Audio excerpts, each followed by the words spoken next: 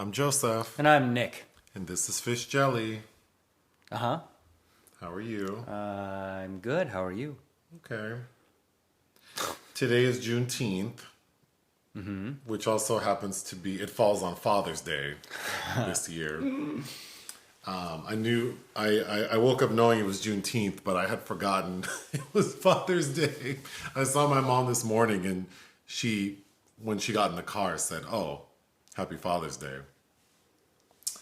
But it's Juneteenth. For people who don't know, Yeah. Juneteenth is a celebration of when sort of like Juneteenth is interesting because I attended like an online seminar last week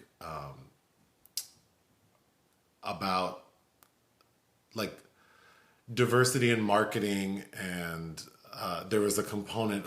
It was specifically targeted around marketing to Black people, and then there was a segment about Juneteenth. But it's a complicated. We can now call it a holiday. It's a federal holiday. Second year. Yep. Yeah, Joe Biden signed it into law last year. But it's an interesting holiday because for many Black people, it's triggering when you think about what it represents. What it signifies, yeah. So for people, oh Jesus, what was that? For people who don't know, so Abraham Lincoln signed the Emancipation Proclamation in 1863, which was to free slaves. And news traveled slowly back then, which is another point of contention for someone like me when I think about it. But there were regions of the country where obviously slaves did not get this information, or it was not enforced until much later. So Juneteenth celebrates when what is said to be sort of the last area in Galveston, Texas, where slaves were freed. Like they understood they were free and it was enforced. And that was on June 19th, 1865. So nearly 2 years later. Yeah. So I think for many people, someone like me, so first off, don't walk up to a Black person and say Happy Juneteenth, because Is anybody doing that? I don't know, but please don't do that.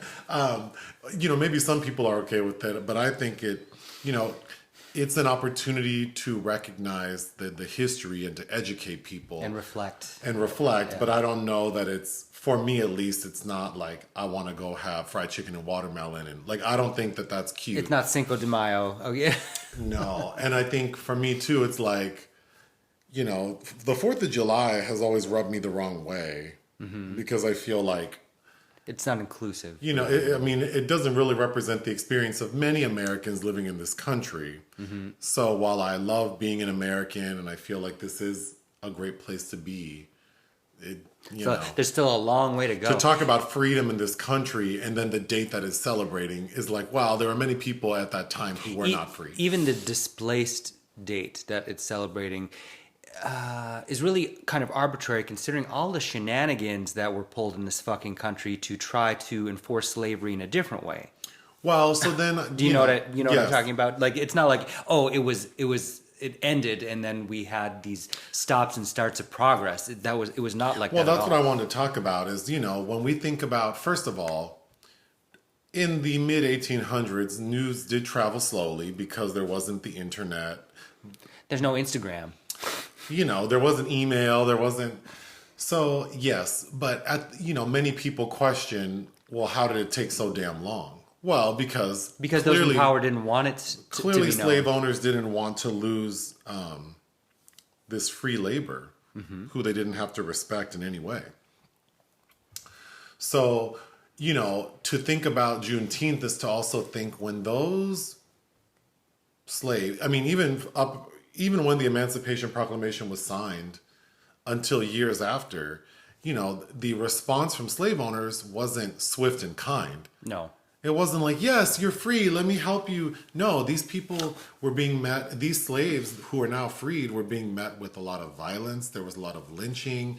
People weren't given opportunities to live and work freely. So it's like, yes, it's being enforced that these slave owners can't have slaves on their property and not pay them. But Well, and then the history of displacement that happened from there, where black people had to migrate to. If we chart this back historically, even to this moment, even the migration of black people from the South to California, like all of had a hand. There was a ripple effect that was in place through all of that. Yeah, yeah.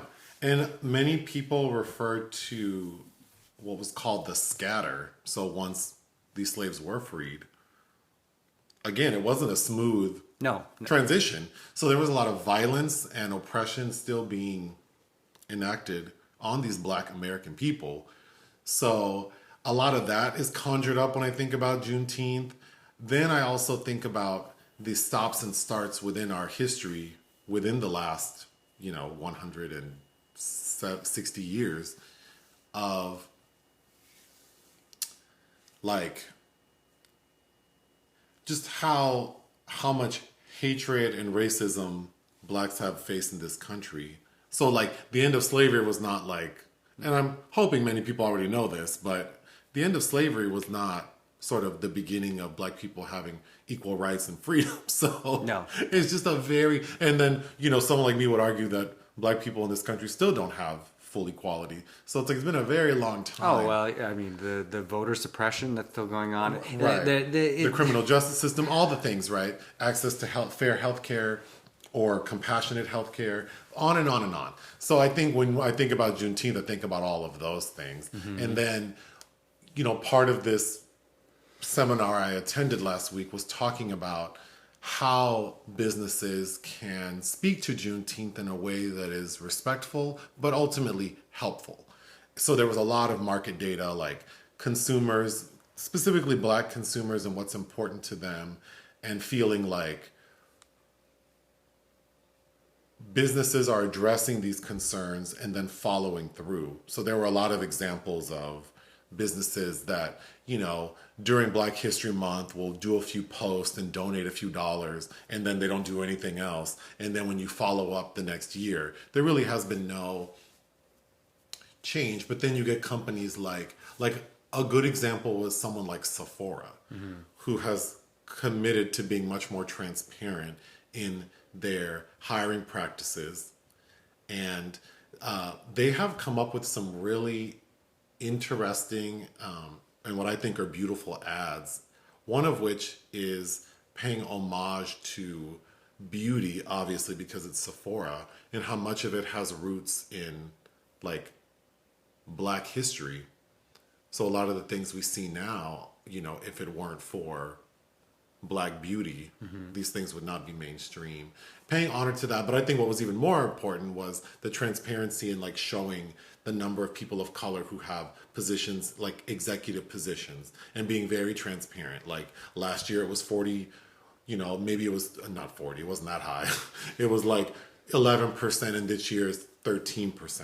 So that transparency does make people feel better about the progress. But then you have other companies that just commit to like, well, we're going to donate 100,000, and then you see a year later when we revisit their practices, they can't really speak to anything they've done except to give another check for 100,000.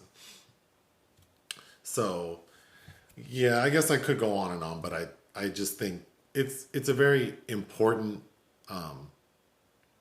occasion to reflect on. It's a solemn.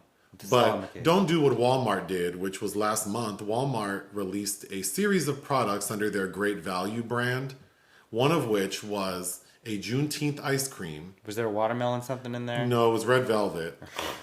And then, it has the colors and black bodies, like abstract black bodies celebrating. Mm-hmm. And clearly not appropriate. Not appropriate. To sell this cake. To sell this ice cream. But there were a number of other products, and I just think like to capitalize on something that... Well, it's like what businesses do with pride. Like you can't just slap rainbows on these shorts and say... But I think this is an instance, and even pride too. I mean, when I think of Well, we're going to get into it for our secret movie, so I'll save it. Yeah, I think it actually ended up But being anyway, a perfect intersection of Pride and Juneteenth. So we'll talk about that. So moving on. And then Father's Day, I don't have much to say. I don't talk to my dad. You do, to a degree. Now I do now. I got to make a phone call today. But it's just such an interesting thing because there's so little fanfare for Father's Day compared to Mother's Day. But well, in this house. well, just in general. But anyway, moving on. So I was reading that Jennifer Aniston is getting slammed for comments she made during a Variety interview. Mm-hmm. She said she was asked about like celebrity and I think it was in reference to like the Monica Lewinsky scandal. Well, really it's the Bill Clinton scandal. We shouldn't always say her name, but she says, I always say I feel lucky that we got a little taste of the industry before it became what it is today, which is just different. More streaming services, more people. You're famous from TikTok, you're famous from YouTube, you're famous from Instagram. It's sort of almost like it's dulling our actor's job.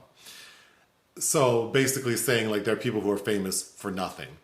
And then people are slamming her because, you know, to remind everyone, her parents were actors. So she's a nepotism baby. Mm-hmm. And someone like me could argue, since I've never seen Friends, the only thing I know this lady's good for is selling Smart Water and Aveeno. And then she has her Living Proof hair care line for that same hairstyle she's had or same hair color she's had for damn near 3 decades. So, you know, I just thought that was interesting. Well, you know, since, you know, Friends is a ripoff of Living Single anyway. And Friends is a ripoff of Living Single, hello. But it's interesting to hear people shit on, like, social media and influencers because the reality is these people put in a lot of work into something that people are consuming at a rate that is much higher. More people are watching TikTok videos than watch Friends, okay? Mm-hmm. So clearly consumers, audiences, like the content they're getting. And it's not for us to judge like, well, you're stupid or you don't know what you like. It's like, that's what people like. And if someone, I don't know, I just think it's really shitty to not acknowledge that times have changed. Mm-hmm. And that's it. Times have changed. But to sort of like try to, at least in my opinion, for someone to, you know, it's always the older generation who wants to compare and talk about why newer things don't make sense. When really, I think, you know, my perception of a lot of things is like, we need to let young people decide. I feel like there should be a cutoff age. Like when you hit 45, you shouldn't be allowed to be in charge of shit. No. I don't agree with that at all. That's dangerous. Then all of these people, especially older women that don't have voices, get totally cut out of things, especially in the United States. If you're in Europe, maybe. But no, I don't think that's a good idea. Okay, let me be more specific. I feel like people... I think everybody has a contribution. Everyone has a contribution, but I think that it's like...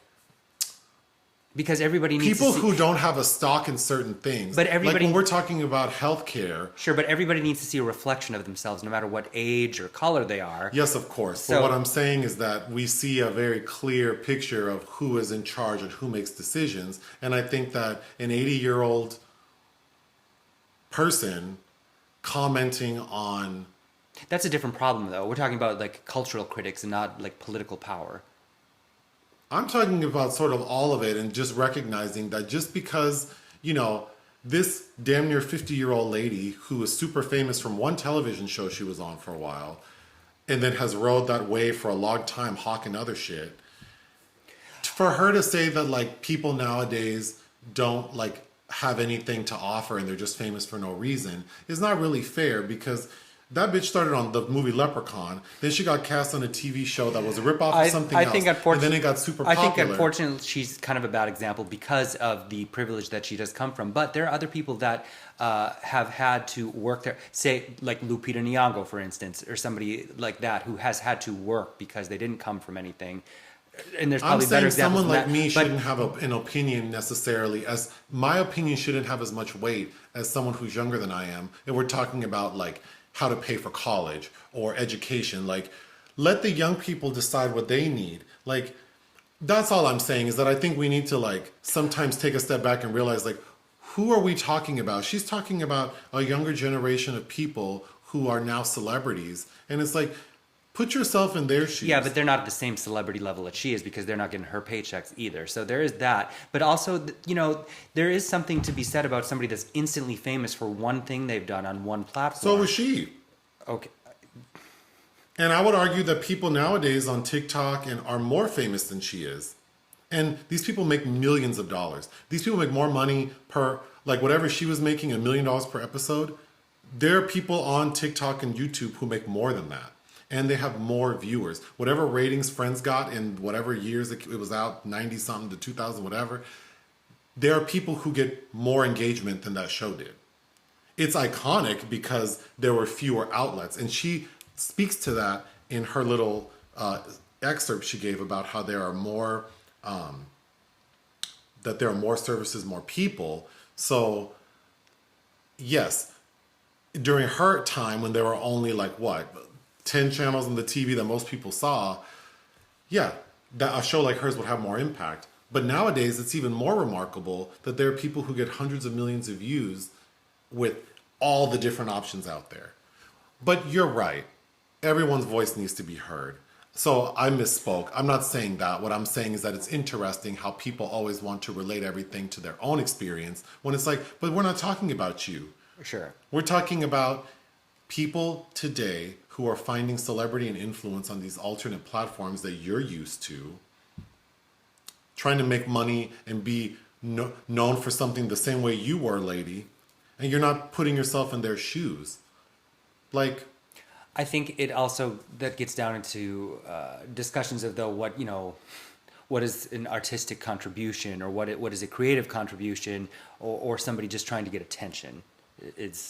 There are also delineations there that are worth speaking to that I wasn't really prepared to speak on today, but I have very, I think strong opinions about people that, what part of yourself are you putting out there and for what reason? Is it just to be famous or to be notable? Because then, that's something that you have limited offering and that you have, what is the contribution? What is the integrity behind it? Is there any? Okay, but I think you're also, potentially placing integrity on artists who you do have an admiration for and a respect for that may not even be there. Like your favorite filmmaker might have just started making films because they didn't want to do anything else, and then somehow they were just good at it and they have a style that you like, and you're placing this artistic integrity and value on them that they wouldn't place on themselves. It just so happens that this is my style of filmmaking and you like it. Or musicians,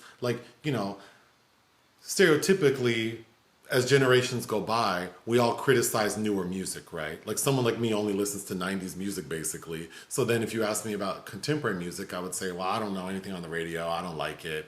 But the reality is that music is we can all have different tastes, and younger people have different tastes because they have different influences, right? I like 90s music and early 2000s because a lot of it samples stuff from the 70s and 80s, which is the music that I listen to because of my parents. So same thing for teenagers now. I don't know. I agree, but I agree with you too. I think that the importance is intersection and where we all have common interests and things to say that are worth hearing. And yes, young people have something to say, but I think the frustration that is that you have to know something of the past as well.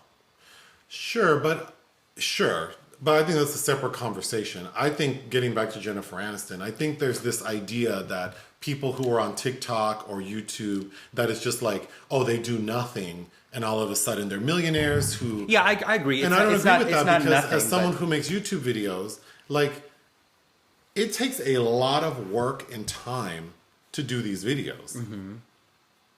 Yeah. So... These people are putting in a lot of work. To be clear, I'm not defending Jennifer. No, I don't think that you are. I'm just trying to make a point that I think that there's this sort of thought that these people are just doing whatever. But it's no, they're planning skits. Yeah, everything feels fake and staged, whatever. But these people are planning these things. It takes time to set these things up. YouTube videos take a long time to edit, upload, all the things, right? Depending on the kind of videos you make. And so I just don't like this sort of attitude that just because you weren't on a popular sitcom in the 90s, you don't know what hard work is. Like, I don't think that Jennifer Aniston is the person to talk about hard work. And then you like sit Well, in your... it's also not like she's chosen a variety of different kinds of scripts, and because her name could finance a project technically, and she's not putting herself out there in that way, other than something like a few years ago, something called Cake, where she's has facial disfiguration. But like, And I don't know this lady, and I'm not saying she's not a hard worker. I'm just saying that it's interesting that older people, including someone my age, would be like, wow, they don't do this. It's like, people, we don't know. I'm not a part of that world. I'm not 20. I don't know what 20-year-olds think about and what's important to them. So I think that's the point I was trying to make. Well, but is then, we all only think about what's important to us. And it's like, well, what's important to you may not be important to a 19-year-old. But that's fine. You should pursue. So who's advocating for the 19-year-old? Well, they need to find their own voice and advocate for themselves, just like everybody needs to advocate for themselves. And I think you need to, it's not about staying in your own lane. It's about really pursuing what's interesting and what's conducive to your own creativity if you're an artist. Unlike, fine, Jennifer Aniston doesn't like TikTok or YouTube, but she's also utilizing it. Like Madonna, like... I don't know. I think I'm thinking too, like, so the example I think I was thinking of when I made that original comment that didn't quite make sense is, if we think about like abortion rights, I feel like maybe only people who could actually be confronted with needing an abortion should talk about it. Yes, of course. So hearing some 70-year-old, male or female, talking about, it's like, well, you don't have to worry about that. You're not going to be pregnant with and have to terminate this pregnancy. So I feel like the demographic that's going to be confronted with that is probably an age group that's under 40, right? So it's like, maybe that group of people should have the biggest say in what, but I know we can't do that. I know we can't say, oh, you're not allowed to vote on this abortion law if you're over 40. But I just think that this attitude of like... I don't know. That's an interesting thought, because... It's like someone like me shouldn't necessarily have an opinion on how school children are educated because I don't have children. Well, then I also don't really like having to pay taxes for schools when I'm not contributing to... Well, I don't know if that's fair because we also don't want a bunch of stupid kids running around. So if it's about community... That's happening regardless. Sure, but if it's about community... Education systems. If it's about community, we should all be concerned about who's in our community. I think the bigger issue is like we're overpopulated and people keep making kids but they don't need them. But anyway...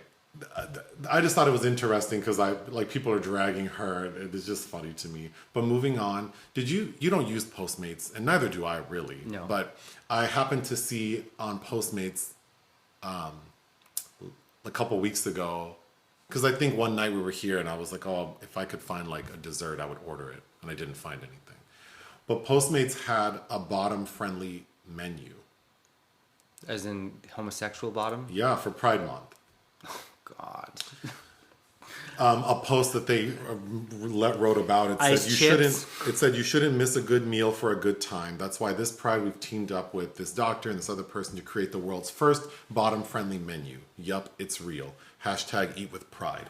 And of course it was like stuff that's high in fiber, not a lot of dairy, just basic common things that would make sense if you're gonna bottom.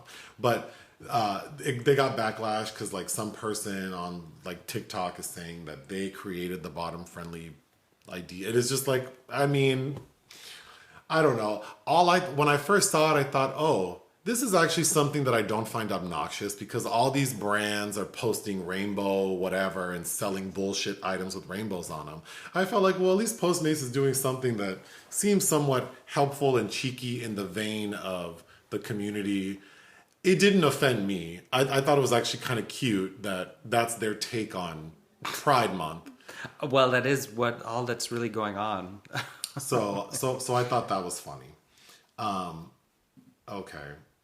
RuPaul's Drag Race All-Stars 7. Mm-hmm. So we watched episode 6, which was Total Request Live. So the queens had to pair off into 2 groups, and they each had to perform a song in the style of like what was popular in the year 2000. Mm-hmm. So one group did a song called Titanic, which was like a slower song. And then another group did a song called Together Forever, which was more sort of traditional of like early 2000s, like pop dance music. So I think that one made more sense. The top 2 last week were the Vivienne and Evie Oddly. But before we get there, the two winners from last episode got 2 legendary legend stars. Mm-hmm. And they were told that they'd have to give one to another queen. So Raja gave hers to Evie. Yeah. Oh. Right? That's right. Yeah. Raja gave hers to Evie. And then I think Jinx thought she was being slick giving one to Jada. Okay, I think that's shady. So it makes sense that Raja gave hers to Evie because Evie had 0. Can you imagine if neither of them had? That would have really been shitty. Yeah, it made the most sense to give it to the person with none because now you've spread out the potential thinner. I think Jinx was being shady giving it to Jada because I think Jinx sees Jada as less of a threat. Because Trinity had helped Jinx with Right, because Jinx said, I'm doing this because she's been so sweet, but it's like, well, I mean... Yeah, Trinity helped you make your dress one episode and has been helpful in other ways to you. Right. You didn't give it to her because she's more of a threat. Yes. So they lip synced to... so the runway was a night of 1,000 Dolly Partons, which was interesting. Well, because previously they did that with Madonna and J-Lo, right? They've done that with Madonna and J-Lo, yeah. I thought that was interesting. The Vivienne, I think, looked... the most like Dolly Parton. I think Raja and Trinity, their dresses and hair were more like Dolly Parton. Yeah. I thought Jinx she was doing something like early 80s Dolly. Jinx looked like Shelley Winters. Yeah. In the 70s. Yeah. Like, was it Vincent Canby said Shelley Winters looked like a sad bowl of pudding and whoever slew Auntie Roo? Oh. I always think of that. So, the Vivienne and Evie Oddly are the top 2 again, and they are, if I forgot to mention that, and they lip sync to Dolly Parton's Why'd You Come In Here Looking Like That. The Vivienne did a great job. Yeah. Because she really did look... She was emulating Dolly. She was emulating Dolly. So she wins, and this lady blocks Jinx. Which we saw coming. Right. Because... Jinx blocked Vivienne the last episode. Yeah, so they're going to be doing that back and forth. So watch neither of them win because they keep getting in the top 2 blocking each other. Yeah. And then some other queen slides up in from the rear.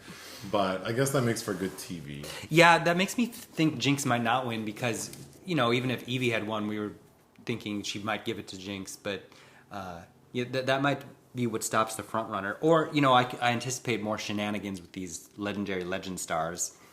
Right. Yeah. We don't know how many episodes there are. I mean, looking at Wikipedia, I'm told that there are 12 episodes. Oh my God. So we still have 6 more to go. I guess 5, not including the finale, if 12 is the actual number. So yeah, a lot could happen. All right. I finished Legendary Season 3, so we have a winner. You didn't really watch it. You did watch the last episode. I watched 3 episodes altogether. So the top 2 houses that went into the finale were the House of Yamamoto and Juicy Couture. And what's notable about Juicy Couture is they're a Kiki house, which I didn't know anything about that. But apparently in the ballroom scene, there are like Kiki queens, and those are considered like a tangent of ballroom that's like not as formal. Like a latchkey kid? I'm kidding. No, it's kind of like how the ball has categories, and it's very much like there's a protocol. The Kiki scene is more like they're doing it for fun. So I think the competitive component of the Kiki scene is missing. Mm-hmm. They're doing it more for fun. Like they just enjoy ballroom like style of dancing and the community of it, but they're not competing. Mm-hmm. So of course ballroom looks at Kiki as like, well, it's not real if you're not competing. Sure. If there are no winners, if there are no legends and icons, then it's not real. But does a tree fall in the woods? Right. But Juicy Couture had Superior House during season 3 5 times, which makes them, I mean, that's the most that any, compared to seasons 1 and 2. This Kiki house were Superior House the most. And then in the final episode, which I thought was quite good, yeah, they did their thing. Keke Palmer looked so good. Keke Palmer has been such a good judge. Mm-hmm. She seems very sincere and like she really is like Well, Megan Thee Stallion was a good judge too. Yeah, I don't think Megan Thee Stallion was I don't think she was able to articulate a lot. A lot of her commentary was very basic and Sure. so. But then the sincerity And was there. the sincerity was there. I do think she had an appreciation for ballroom, but a lot of her critiques were just kind of like, Yeah. were you paying attention, or are you just like giving a score because that's Yeah. how you feel? Whereas Kiki, I think, is really looking. And Also, thoughtful. Kiki is a singer and a dancer and has a long acting career. So I feel like she's a lot more focused on, like, she talks a lot about cleanliness, which is precision, and the drama of things. So I think, and then because she can dance and sing as well, I feel like she really is a good judge. And then, of course, you know, if season 4 came and La Roche was not part of it, I wouldn't be mad. I don't anticipate that. I don't need Jamila either, but Child, Jamila is good for nothing. I know she is like a producer, so I don't see her going anywhere. no. And you But know, her critiques and her scoring is so all over the place. beautiful woman, but nice gowns that always look the same, girl. But And her, no, well, it's the hair. She yeah, she always 3 seasons and 20, I think 30 episodes total, and has never changed her hair. Anyway, okay. So in the Sorry to This Man section, there is an entry. Oh, because in the review of A Wounded Fawn, I was referencing, because they do, Lenore Carrington and Max Ernst. It's true, Max Ernst did not die in a concentration camp, and I was, I think, just not thinking, speaking out loud about Lenore Carrington's written experiences in a book called Down Below, which I read this week. But yeah, he lived until 1976. However, he was in a concentration camp twice. And of course, if you don't know who Max Ernst is, he's a Look it up. surrealist painter who was in a relationship with a much younger Lenore Carrington, who had a period of time where she did go insane, and wrote about those experiences in a Spanish asylum in 1943. She also lived into the 90s, somewhere in there. But yeah, just fascinating people. But the way she speaks about him, it's like he was dead to her for a time. So Films released we didn't cover. The Good Neighbor. yeah, God, the poor publicist for this kept begging me, and I'm like, I don't have time. But Jonathan Rhys Meyers, it's a remake of a 2011 German film. Didn't get to it. Brian and Charles. I saw this out of Sundance this past year. I thought it was a bit twee. It's about this lonely man who creates a robot friend for himself. That's this huge hulking robot man that likes cabbages. But directed by Jim Archer. It's fine. You have to be in the mood for it. Lastly, Jerry and Marge Go Large. Oh God, we've seen Oh, the commercials on Hulu. Paramount Plus. Oh, sorry, Paramount Plus. Yeah, every time I've seen that commercial like 10 times. I know, now. and every time I'm like, ugh. And every time I'm like, I am not interested. Yeah, that's true. I feel like, God, Annette Bening is worthy of something better It's than about this. an older couple who finds some loophole in like the lottery system. But then now there's like a rival younger like group of people who caught on. The trailer is terrible because it's alluding to something that like the tone is off. Like I don't know if this is supposed to be a comedy or a thriller, and what loophole did they find? Like are they making millions of dollars? Like how high are these stakes? It seems like it's not really working. But I do like Annette Bening, even Bryan Cranston, but that looks like poo-poo. And every lottery film that I've seen has not been good. Like, not Lottery Ticket with Bow Wow. Was he Little Bow Wow then? And You know Bow Wow's real name is Boward Woward. I knew you were going to say that. That's not true, but every time I see that meme, I laugh. Not Lottery Ticket, not Lucky Numbers with John Travolta and Lisa Kudrow. So we didn't make time for this, but I was looking up who directed because I'm like, God, this looks terrible. It's David Frankel, who lucked out with an awesome Meryl Streep performance in The Devil Wears Prada. Because if you take that performance out of the film, it's not a good film. And also did Hope Springs with Meryl Streep, and also did that terrible Marley and Me movie with Jennifer Aniston, our friend. I meant to mention in the Sorry to This Man section. Well, it can really go anywhere because it's kind of its own thing. But for the movie Good Luck to You, Leo Grand, there were a lot of comments about. I think what I said was misinterpreted somewhat. I mean, I said the words that what's her name, Emma Thompson. Essentially, like, people are taking it that I'm saying she's too beautiful to not be sexual. And I can see how that was, like, that's how people took it. That's not what I meant. I think ugly people can be sexual too. Like, that's not what I meant. What I think what I meant was, or what I know I meant was, the character played by Emma Thompson, it feels like that actor couldn't remove herself from, like, sort of the sexual energy that she sort of naturally possesses. Like, that woman, Emma Thompson, has an energy to her that seems a little more confident and, like, worldly than the character she's playing. And that translated through the screen. And I think there were a lot of comments, some of them I removed, about like, just like not being, like, not really understanding, like, how a woman that age would feel. And of course, I'm not a middle-aged woman who's not having sex.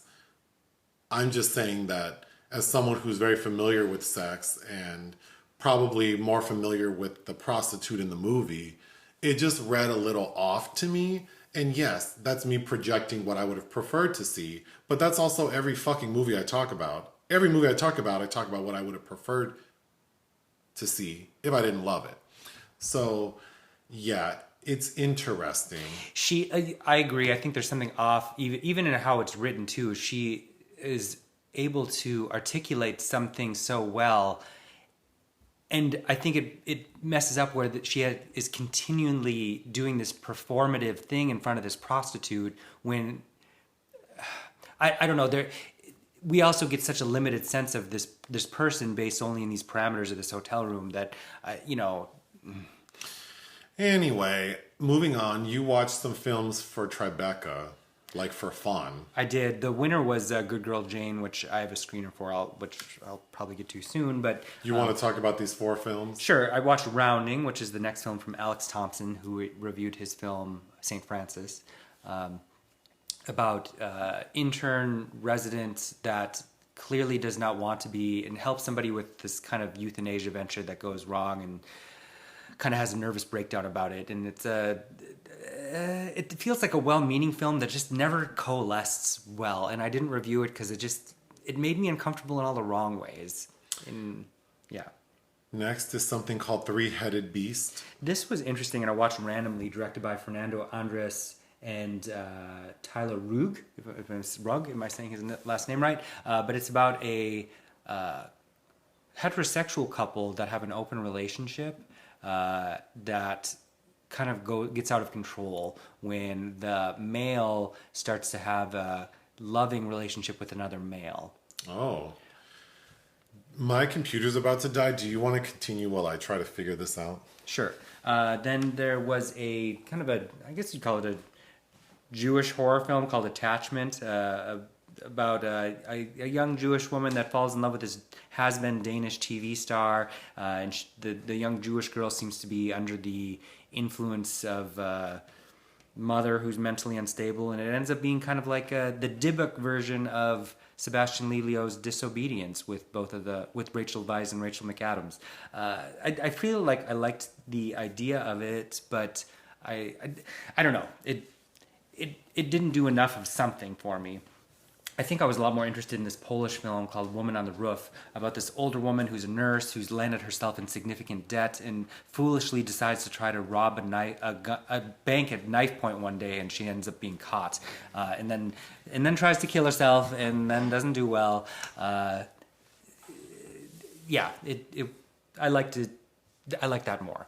Okay. Was that Woman on the Roof? Yeah. Okay, so moving on to things you watch for fun. White Men Can't Jump. Yeah, I put that on the other night because I know Rosie Perez and Woody Harrelson and Wesley Snipes were at the Oscars this year for presenting an award, if you remember, because is it the 25th? No. 30th. 30th. What year is it? The 30th anniversary. And you know it's being remade this year by the same guy that's remaking House Party.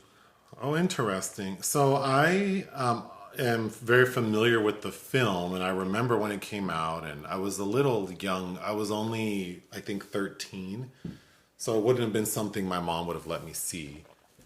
But I had never seen it, and It was not what I expected. Same, not at all. I thought it was going to be. I don't know what I thought it was going to be. Actually, what did you think it would be? I thought it was going to be more sports, or I mean, it clearly is about basketball, but it's more about the hustle, and it's more about kind of maybe race relations than I was thinking. Even despite the title, like what it's doing was not what I was expecting with race.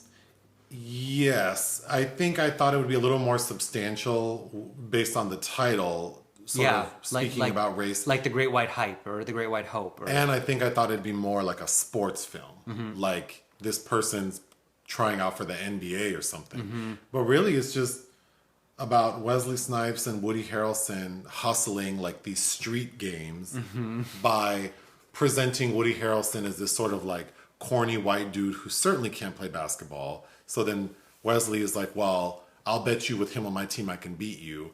But then Woody's character actually is quite talented at basketball. I thought it was cute. Yeah. But the story is a little weak because they're in Los Angeles. And I kept thinking, like, LA's a huge city. But how many like street games are happening that word hasn't gotten around? Oh, there's a white dude. But there's this white dude who can fucking ball. And he's out here scamming fools. That to me seemed real weak. Again, how information spreads slowly. Right. Yeah, I can see it being remade, perhaps. It was directed by Ron Shelton, who most of his films are sports related, and of course his earlier film was Bull Durham with Kevin Costner and Susan Sarandon and Tim Robbins, which I haven't watched in years. Baseball movie. He also did Tin Cup with Kevin Costner. There's something else big in there I'm forgetting, but. Moving on, we finished that mini-series, The Staircase, on HBO. Directed by Antonio Campos, who's a director I quite like. Great cast in this, but... For people who aren't aware, there is a documentary on Netflix, I believe. Or is it HBO? I don't remember. There's a documentary, called called The Staircase. And it's about this man who, like, his wife is found dead at the bottom of the stairs. He's insisting it was an accident, but then evidence leads to him being convicted of murdering her. And there are a couple of gags throughout the sort of story that make it even more interesting. But this docuseries, which stars Colin Firth and Toni Collette, I think it suffers from poor organization and then really not knowing how to deliver the gag. Because the gag is, there are two gags. One is that this man was gay. Yeah. And the other gag is that he was involved in a situation with another woman who died in a very similar way. In Germany. In Germany, like 20 years prior. So, of course, depending on how you tell a story, those things can have a lot of impact or they can seem sort of like... disjointed and tangential. And I think the miniseries failed to deliver these gags in a way that had impact. Then, I don't recall, because we watched the documentary. That was a docuseries, actually. Yeah. We watched it. I don't recall in that docuseries certain plot points we find in the miniseries, one of which is this theory that like an owl attacked her. Also that the injuries that the wife sustained to her skull, which were unique because they said like it wasn't blunt force trauma, but then it also wasn't sort of something you'd see from her hitting her head on the stairs.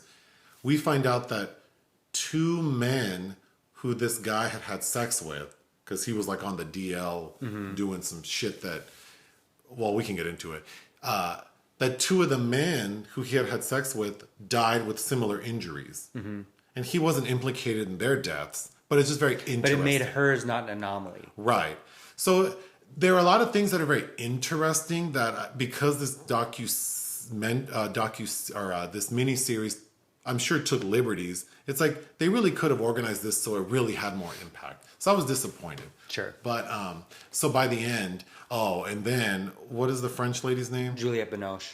Juliette Binoche, who looks great. Yeah, she does. She plays the editor of the mini-series acknowledges the fact that there was a documentary made. It's a big part of the mini-series. And Juliette Binoche plays the editor of this documentary. and she falls in love with him and like moves from Paris to wherever the hell Durham, North Carolina. oh my God, to like support him. And when he finally he's allowed a retrial and he's freed from prison after spending like 13 or 14 years. She's like, well, let's move to Paris because that's what he wanted to do. But of course, he had no intention of being with this woman.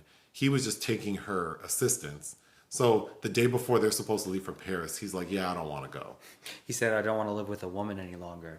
Like, he's clearly a gay man. It's Kevin Spacey. I just wish that because the miniseries took liberties, it really would have focused on this sort of like the sexuality of this man and the precarious circumstances under which his wife died, instead of like, we spend so much time with Juliette Binoche and her relationship with him that makes no sense. Oh, right. And then, I mean, it's what, 3 episodes? Yes. That we're sitting there like, what the fuck are you doing? And, you know, she's performing as she's, you know, good at, but it's just like, oh, God, it just seems so extra over this man. I would recommend watching the documentary first, and then if you're compelled by it, I would check out the miniseries, but I don't think it... You know, and then you have Parker Posey in there, who adds kind of a camp element. She's definitely campy in it. Freda, who I do like, and I thought Toni Collette was quite good, as she's usually is. And Colin Firth. And there are components of the miniseries I liked. So one thing I did like was that there are 3 scenarios. One is that he killed her. 2 is that she accidentally fell. And 3 is this theory of her being attacked by an owl. So the miniseries does show all 3 deaths, and they're pretty gruesome. Yeah. So I thought that was very well done. I think Toni Collette did a very good job, and I actually felt really bad for her character. Moving on, projects of interest. It's a double entry of Zac Efron films. Oh, so The Iron Claw. Sean Durkin, who directed Martha, Marcy May, Marlene, and The Nest, is directing a film called The Iron Claw, I think A24 project that stars Zac Efron. It's about a dynasty of wrestlers from the 1960s on. So we're going to get Zac Efron in a singlet. Probably. So people will like that. And the other one is a Netflix comedy directed by Richard LaGravenese, also starring Nicole Kidman. He's more notable as a writer. His last couple of films, I didn't see his last one with Anna Kendrick from almost a decade ago. Beautiful Creatures is terrible. But I really like his debut back in 1998 with Queen Latifah and Holly Hunter, and I think Danny DeVito, which is called Living Out Loud, which I remember renting on VHS. Oh. Well, there are no entries in the obituary section. Oh, yes, there is. I forgot to mention it. Jean-Louis Trintignant died. That name sounds familiar. Oh, he's been in hundreds of movies. He's Amour, starring Isabelle Huppert and Manuel Rivas, and he was recently in Happy End, the Haneke film. Countless films. We saw something with him recently. I'll have to think about it, but... Well, he will be missed by you, certainly. Well, he was in his 90s, but... Okay. All right. So the secret movie, we wanted to watch something black and gay since it's Pride Month and Juneteenth. Yes. So you received the Criterion box set of the signifying works of Marlon Riggs. There is a passage that you read. Oh, I can't see this closely. Which? I'm going to read the entry about him. Okay. There has never been a filmmaker like Marlon Riggs, an unapologetic gay black man who defied a culture of silence and shame to speak his truth with resounding joy and conviction.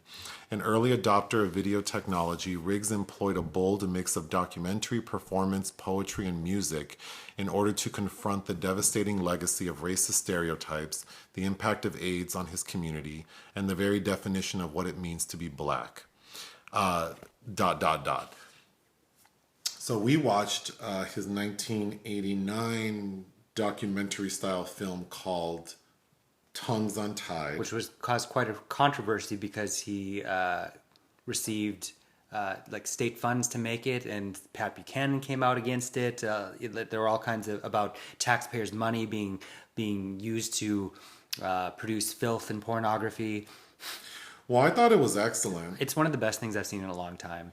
I thought it was excellent. I definitely think if you're a queer person of color, you must find this film.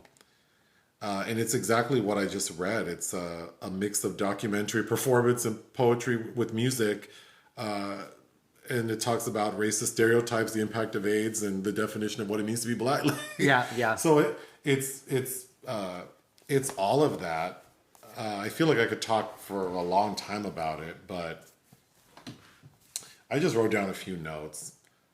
Because the focus of the film is there really isn't sort of a key person we follow as much as it is sort of like many black men telling their stories revolving around including Riggs himself. Right. But sort of talking about sexuality growing up, racism in its various forms. Of course, there's a large component that speaks to HIV and AIDS. Because he himself died from AIDS complications at the age of 37 in 1994. And then community, which sort of revolves around like the ballroom scene at a point. Yeah. You see Willie Ninja in there. You do see Willie Ninja, who many of us know from Paris is Burning. Paris is Burning. But I'm just going to start with some things that spoke to me, I guess. So I think just, because I was attending gay bars in the late 90s, but certainly the gentlemen who are depicted in this film are like 10 years older than I am. So I can only imagine what they experienced. But, for people who aren't as aware, I think we got a glimpse of this in the FX series Pose. Mm-hmm. And I'm sure other films and documentaries speak to this, but within the gay community, there's a lot of racism. Mm-hmm. And certainly gay bars did not welcome not only black people, but trans people, mm-hmm. drag queens. They were meant for like gay white men. Mm-hmm. So something that one of the gentlemen spoke about that I can relate to very much going to the gay bars in like the late 90s was that I was told by several people, because this was Las Vegas where I went to college, and there are several gay bars in Vegas, but I was told by several people who I knew who worked in the bars, I used to date a bartender at one of the gay bars, that they avoided playing urban music because they didn't want to attract black people. Mm-hmm. And when there were too many black people in attendance, they would switch up the theme of the night. They would switch up the music to try to get them not to come. The Abbey has a history of that in LA too. So, that's something that we've been dealing with for a long time. There are a lot of really cute flourishes in this film. We get a little sort of segment that plays on this idea of like the Institute of Snapthology. Yeah. And talking about how gay black men express themselves. And then we get several guys like, they're doing like different types of snaps, yeah. which is just meant to be funny, but just sort of like a way of expression. Yeah, it's playful and poetic and kind of erotic. Something else that really spoke to me is there is one gentleman who talks about moving to the Castro and being this gay black man. And he talks about the curse of like being attracted to white men. That's Marlon Riggs. That is him? Yeah. Walking up and down the Castro? Mm-hmm. Oh, I didn't realize that was him. That was him, yeah. He recounts a story of when he was a little younger, before he moved to the Castro, I believe. Mm-hmm. He was assaulted. In Hepzibah? By a group of men and was left bloody and beaten when, this blonde-haired, gray, green-eyed beauty, this white Adonis, this white angel, found him and befriended him. And there was no sort of physical attraction. Like, this man didn't show him anything but kindness.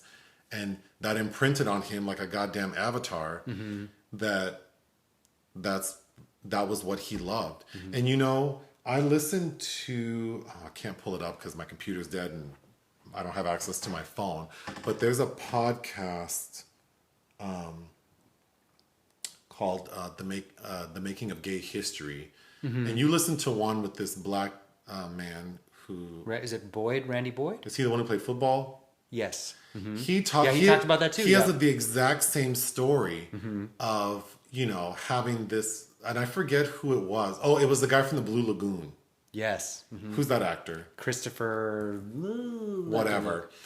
Of like that being the sort of the first image of like someone he found attractive and then always having that as like the ideal person he wanted to be with. Christopher Atkins. So Riggs talks about that, and then moving to the Castro and realizing that he was not welcome there. Oh, I like what he said about there's no reflection. He was an alien, unseen. He was an invisible man. So going back to Ralph Ellison, you know. But I wanted to talk about that too, because I think, like, growing up as a gay, you know, coming into my gay adulthood as a black man in the late 90s, in an environment where there weren't that many black people, it was mostly gay white men.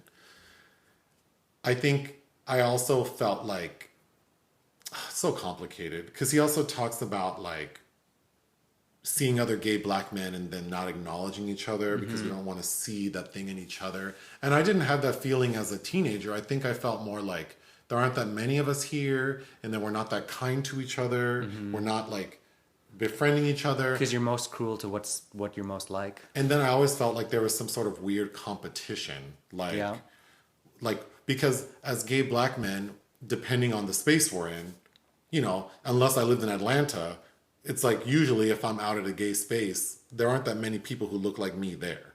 So then when there are a handful in a room of 200, you know, if there are 100 people in a room, 2 of us might be black. Then if it's gay men, then it's like we get clumped as one.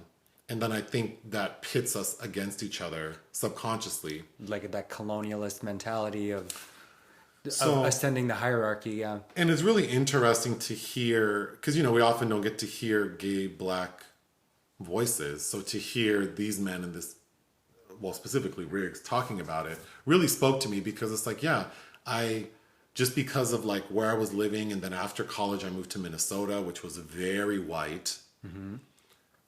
And only, you know, not knowing that many black people, and the black people I did know and tried to befriend, it was a very small group, and then we got clumped into a group, and then I feel like there was a lot of weird, I mean, I can go on, and I think they address this in this film, is about, there's a lot of racism. What spoke to me about this film, and what I think he does so perfectly, is describe how difficult it was to be a gay black man in the 80s, because you're confronted with systemic racism. You're also confronted with racism within the black community, which also has strong ties to religion. So there's that. Then you're confronted with HIV and AIDS. So it feels like everything about who you are is under attack. Well, is meant to fail. Yeah. And then he talks about how there's nowhere to go. Like there is no safe space. And I also relate to that now. I feel like I don't know where I belong. I've never felt like there is a space that feels like mine, like that I'm there and I feel like the way I look and the person I am is welcome. I often feel like in gay spaces, because it's mostly not people of color, that when people are nice to me, they just like how I look. And they're associating a stereotype about people who look like me with who I am as an individual, and they think they're going to get something from me that is not unique to me. Sure. And I think I've always struggled with that, like that, you know, who I am as a person is trumped by the fact that I'm just a gay black man. And well, one thing that he said, talking about his childhood, is he was cornered by identities I never wanted to claim. And what did you interpret that as? That everybody's defining your identity for you and demeaning you for it. Yeah. Calling you. Well, then there's a really good scene with a couple of people talking about being called faggot and sissy and some other word, punk, and pejoratives. And I thought that the one person made a good comment of like, you know, when people call me that, I ask them, what does that mean to you? Because I know what it means to me, and I am that. But what does it mean to you? And then if you think about it, it's like, why do we give that word why do we give those words so much power against us when it's like, I don't even know what that means to you. And if it's what it means to me, it's not a lie. Like, you're not hurting me with my truth. You know? Which I think for a long time was so scary to tell people, well, I'm gay. Yeah. even though I'm obviously gay. Well, because in it also, like, you know, the epistemology of the closet, you don't get to just come out once. You will continue to come out You have to constantly... throughout your entire life in every scenario. Like, But the way I look at it is there's some kind of power in it of like forcing people to be confronted with the reality of the world they live in. well, and like, then it reinforces your sense of identity as you go along as well. That's true. From being shameful about it to owning it, being proud of who you are. Yeah, and I think the fatigue of constantly having to come out is balanced with knowing that I'm forcing people to see my reality. Like, maybe you don't like it, maybe you don't approve of it, but it's like, you're gonna have to deal with it. And if I have to listen to you talk about your husband and your kids, and, you know, it's like, people present themselves in a way that's like, this is normal. Mm-hmm. And it's like normal to you. Mm-hmm. I actually think it's quite strange the life you live. Like, so as I get older, I think being more explicit about who I am and what my normal is balances out the fact that I have to constantly sort of address the fact that I'm not straight. So Marlon Riggs is a testament to what experimental film can look like too, because I think you say that, and we've seen so many examples of where, you know, there's interesting thoughts and ideas, but like a flawed presentation. There was nothing flawed about this. I wouldn't even call this experimental. I think this is just a really excellent use of... I think it's like someone has a vision. A vision, like and a voice. He's definitely an artist. This man had something to say, and he knew how to say it well, with the combination of poetry, really effective song selections, yep, and getting people on camera who really... well, just think of what he did with Willie Ninja as compared to Paris is Burning, like captivating slow motion. Like, it's a completely different presentation. Well, Paris is Burning is, a masterpiece because of its relevance. I agree. So, but clearly, the documentarian exploited a community. Not exploit is not always negative, but that's what she did. Like, she found something. She was fascinated by these faggoty ass black people and these trans people, however she referred to them back in the early 80s. I don't know what kind of language she used, but she was fascinated by them, and she wanted to record them like fucking animals in the Serengeti. So I'm not trying to minimize She interviewed them in a way that wasn't just that. No, it wasn't, but I also, in the back of my mind, always... I can't help but think, as a black person, like, people's fascination with me often makes me feel like I'm some sort of like exotic animal. Mm-hmm. Sure. The way people treat me on a regular basis in 2022, even after the pandemic, is like... Not after, we're still in... COVID's still a thing. But the fact that we can now be out, and I think the way people interact with me, I still see in their eyes and in the way that the questions they ask, that they have access to someone they wouldn't normally have access to, and they're fascinated. And good for you, but that doesn't make me feel good. Because I don't see myself as like this like other thing. People make me feel othered, but I feel like I'm just a person trying to live, and then I'm constantly reminded that I look different, my skin's different, like... And I'm not talking like these are random, occasional things. This is like all the time. Yeah. The last time I went out by myself, several people were like talking to me and like saying weird things to me. And like someone like touched my arm and was saying like, oh, like your skin is so like soft or something. And then I was like, what? And then like, like, don't touch me. And he was like, oh, I didn't realize that your skin would be soft. And I'm just like, what does that even mean? Like, my arm looked exactly like his. I don't have hair. My body's not hairy. And neither was his. Mm-hmm.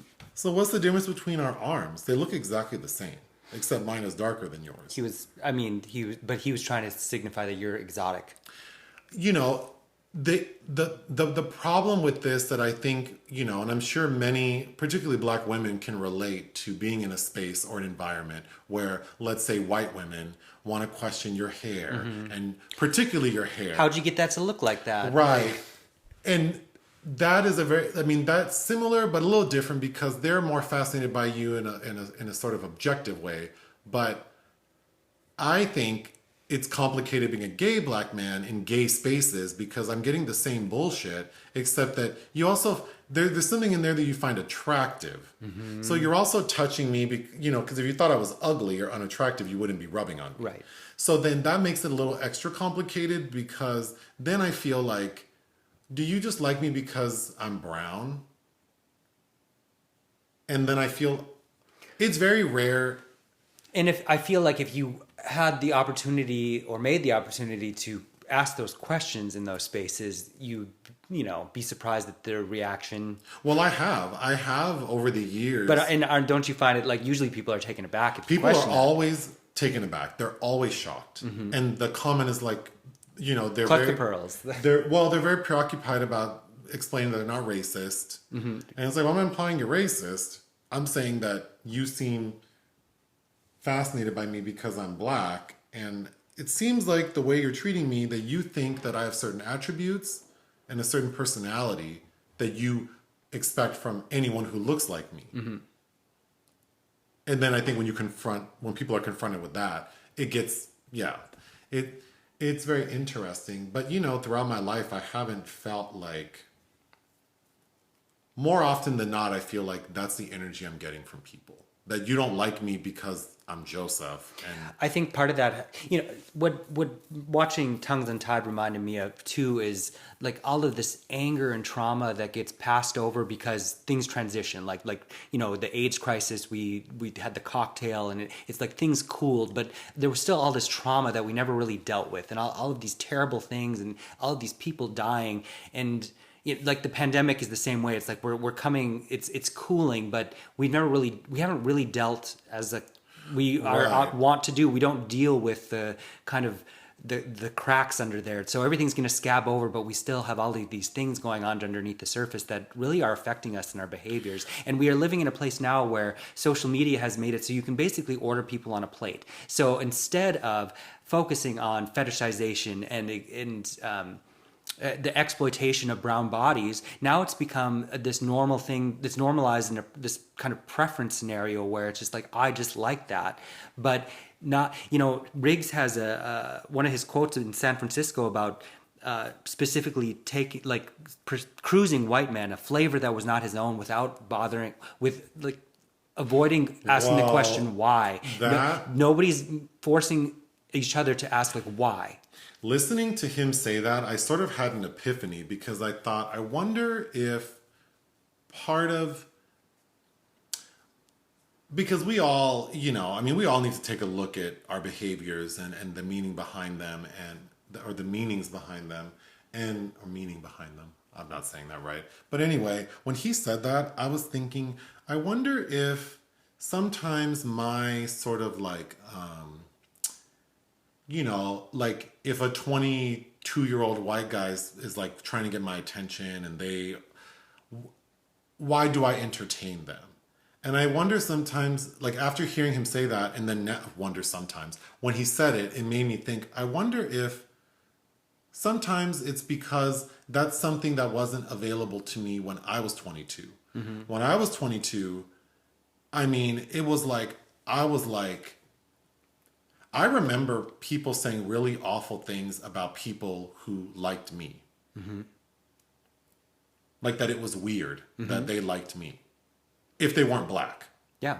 Which was, there weren't that many black people around in the little gay community I was in. So it was mostly not black people who would show some interest in me. And then the things they would hear. And some of them were also perpetuating the concerns I have now, which is that you're just fetishizing me because I'm black. So, whatever.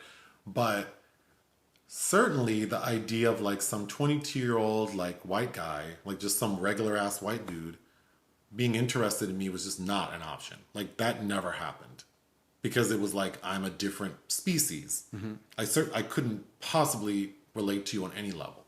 So I wonder if now, 20 plus years later, do I entertain that because I think that's something I didn't have access to? So I'm curious, I am curious, what would a 22-year-old white guy find about me, find interesting about me? Like, because then it gets complicated, because then it's like, well, I'm also older, so is it like a daddy thing? And that, which is certainly not my vibe. But when he said that, I thought that makes perfect sense as to why maybe many of us, if we're talking about gay black men, sort of subject ourselves to that environment.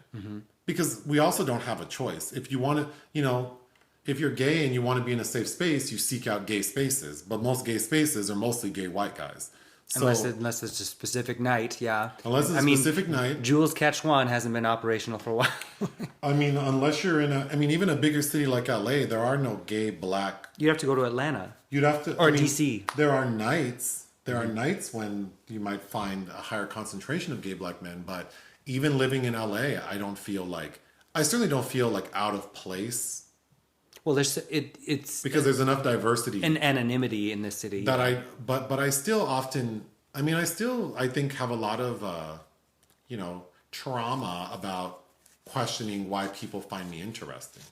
I think it's okay to question why, though. Because I want to be liked because I'm a nice, fun person. Because because of you as the individual. But that's not the case, because if we're talking about apps and being out at a bar, you're only seeing a picture of me, or you're only seeing me stand in the corner. So you don't know anything about me except how I look. And then I can tell by the energy people bring to me that you're fetishizing me. Mm-hmm.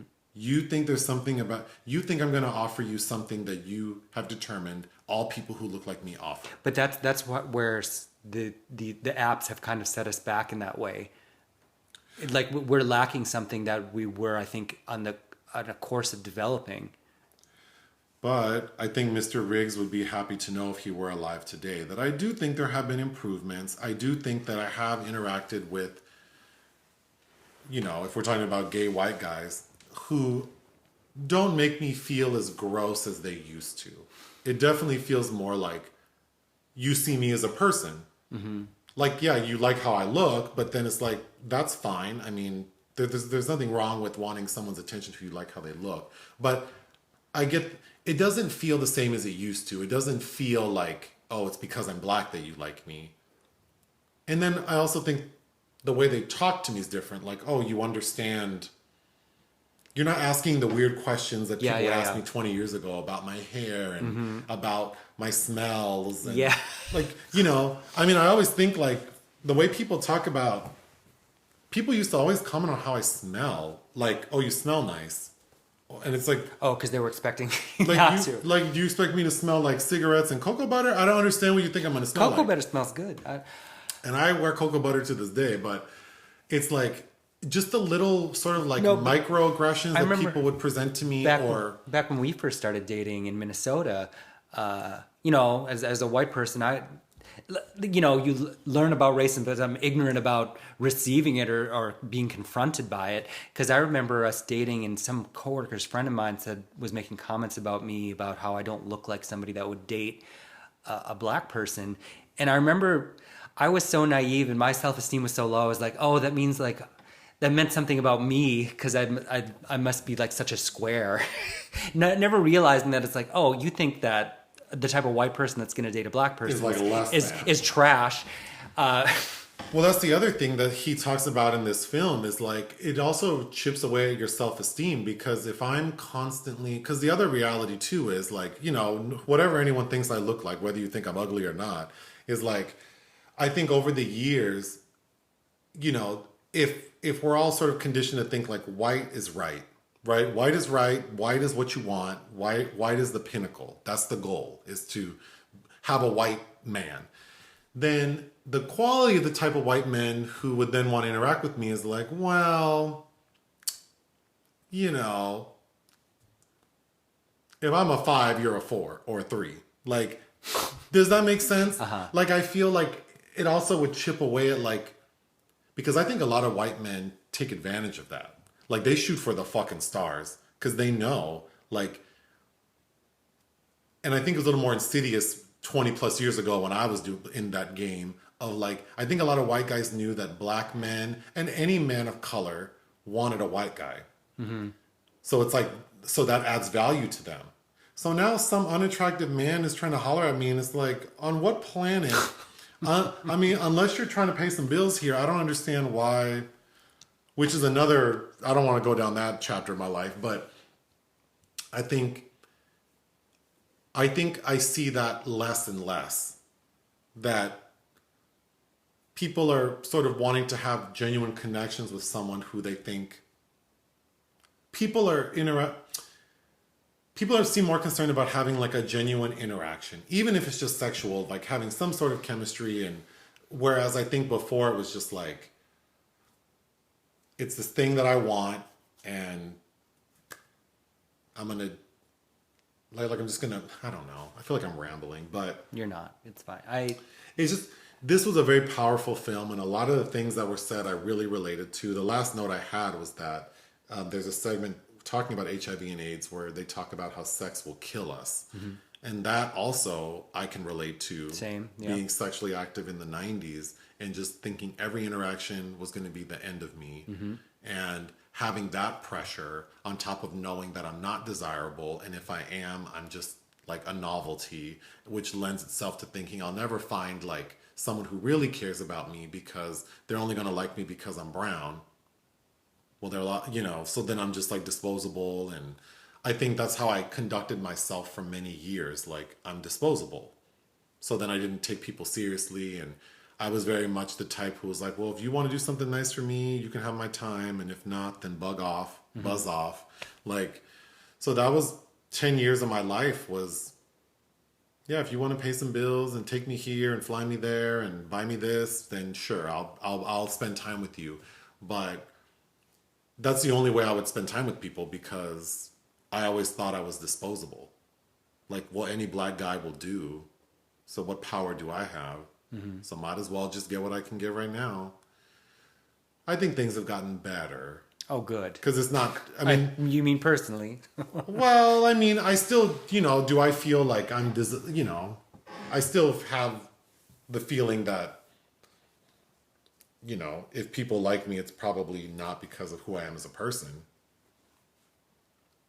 But that could be a lot of us. I think that is, can be extended further right. in the gay community right. beyond color lines as well, though. Because a lot of gay men sort of fall into that pit that I think I allowed myself to for a very brief period. And to be clear, what I mean is that I have had moments where I did entertain someone who is very clear that they prefer black men. Mm-hmm. But at that point in my life, I didn't understand why that's so problematic. Mm-hmm. I think that we see people today who allow themselves or certain attributes they possess to be exploited. So you find a lot of like gay guys who have really nice butts who are just like, this is gonna define my experience as a gay man, and I'm just gonna be a power bottom, and that's all I offer to anyone. That's all I can be to anyone. Mm-hmm. I think we see that in a lot of different types of people, and I don't allow myself to be exploited in that way knowingly, but I still have remnants of that where I feel like, well, I feel like people only care about me based on how I look, which is that doesn't always work for me, because a lot of people don't find me attractive. And then that feeds into why I think I don't have a lot of friends, because people don't find me appealing, so they don't want to be around me. So there's a lot of... Or they don't if they can't possess you. So... Or that. So, that's why platonic friends are hard. So getting back to Tongues Untied, I just thought, like, as I was watching it and after I finished it, like, I can't even imagine transporting myself 10 years earlier. Mm-hmm. Like, being in college in the 90s was such a struggle for all the reasons Riggs explored. Mm-hmm. And then fucking imagine pressing rewind 10 years. Well, that's why I know you've made comments in the past, like, oh, if we'd like been of age in the 70s, like, no. I mean, yeah, there was this fabulousness going on, but also, no. I always think the 70s, because I feel like I would have... Before AIDS. The vibe of like the music and the clothing and the hair, I think that would have been I would have shown then. But... Yes, but of course, all of those problems were even more magnified. The political and social climate was not ideal. It's better today. So I think he would be happy to know that a lot of the things he expressed, the feelings he had, would be better today. Mm-hmm. So it's sad that so many beautiful men died at the hands of something that didn't need to happen the way it did. Mm-hmm. And, you know, because he died in his youth, you know, we don't know Marlon Riggs the way we should. There's nobody been trying to champion his work because everybody's dead. Everybody's dead from that. The other poet that is featured heavily in Tongues Untied is Essex Hemphill, and he died at the age of 38, a year after. Yeah. You know, so there's nobody out here championing these people. They don't have families. They don't have estates. You know, So I'm happy that Criterion has taken the time to put his works together. Well, look up Marlon Riggs. Yeah, I know there's I don't know how the Criterion channel works if it's on demand, but if you can find his work, I would definitely recommend watching Tongues Untied. I plan on watching the other. Yeah. The box that you have has shorts and. If you like him, I also recommend from a decade earlier the works of Bill Gunn, who did Ganja and Hess and Personal Problems. Both of those are also available on Blu-ray, I think, from Kino Lorber. I mean, there's just so much. There's just so many artists that have been, you know, obfuscated by time and circumstance. All right. Well, we need to shut down. What do you want to talk about? Like, what have you been reading? What's your quote? I finished reading the uncollected essays of Elizabeth Hardwick, which I found fascinating. She reawakened a need for me to watch that Edie Falco series about the Menendez trial.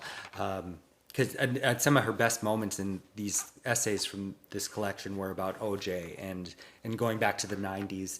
She had a essay on Faye Dunaway that I thought was fascinating because it was written in 1978, you know, before the undoing of Ms. Dunaway, and speaks very much to kind of what Richard Dyer would coin around then as reception theory. But I like that she admires Faye Dunaway, and I wanted to read this passage, but she is not reassuring.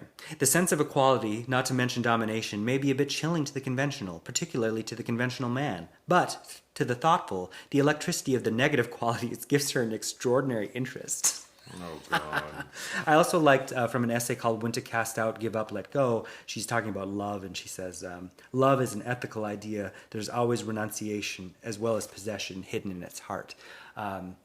So yes, and through her, learning about, I didn't realize that Mary McCarthy and Lillian Hellman had this long, ongoing fight that I'm interested in reading more about. And it made me also pick up a book I've had for a long time. I remember buying this book on the corner of Snelling and University in St. Paul back when I was in college. A collection of essays by Camille Paglia called Vamps and Tramps.